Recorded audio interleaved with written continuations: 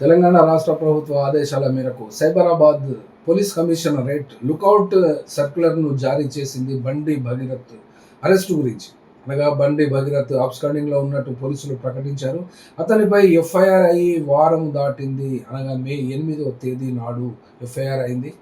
అయితే ఇవాళ 16వ తేదీ. ఇప్పటి వరకు కూడా అతను ఇక్కడ కనబడినట్టు ఉన్నట్టుగా తెలియదు. కానీ తన తండ్రి గురించి తెలుసు. తన తండ్రికి అనబడేటువంటి అంశం నిన్న సీఎం రేవంత్ రెడ్డి స్వతహాగా ఆయన ఒక మీడియా సమావేశంలో మాట్లాడుతూ బండి సంజయ్ కుమార్ కేంద్ర మంత్రిగా ఉన్నటువంటి ఆయనను ఉద్దేశించి 2-3 ముఖ్యమైనటువంటి కామెంట్స్ చేయడం జరిగింది.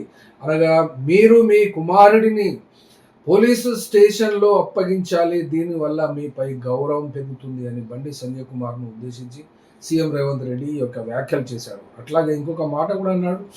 బండి సంజయ్ ఒక సాధారణ కార్యకర్త స్థాయి నుండి ఎదిగిన బాధ్యతాయుతమైనటువంటి ప్రజాప్రతినిధి.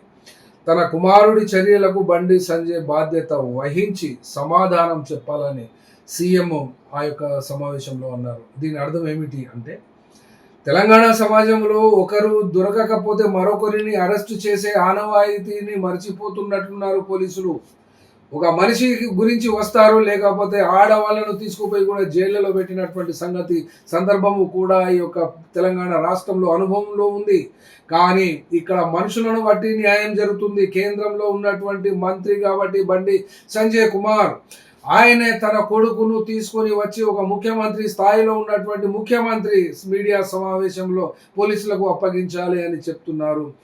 అంటే దీన్ని బట్టి న్యాయము సమానంగా అందరికీ వర్తించదు అని అంశం ఎట్లాగో ఉంది. పోలీసులకు అది బ్రహ్మాండంగా వర్తిస్తుంది. ఎందుకనంటే రాజ్యము ఫస్ట్ రిప్రజెంట్ చేసేదే పోలీసులు.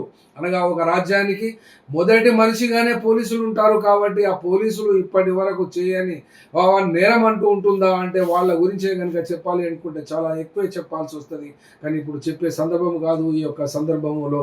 ఇది ఉచితం కూడా కాదు. ఎందుకంటే ఇక్కడ బండి భగీరథ్ ఎఫ్ఐఆర్లో అతని పేరు వచ్చింది కాబట్టి ఇది తెలంగాణ మొత్తం మంటలు మండినా కూడా అతను బయటికి రావడం లేదు. అంటే అతనికి ఎవరి ఆశీస్సులు ఉన్నవి అనబడేటువంటి అంశం అయితే ముఖ్యమంత్రితో సహా మరియు minister of state for home Bandi Sanjay Kumar మరియు తర్వాత హోమ్ మినిస్టర్కు కూడా ఉండేటువంటి అవకాశం అవుతుంది.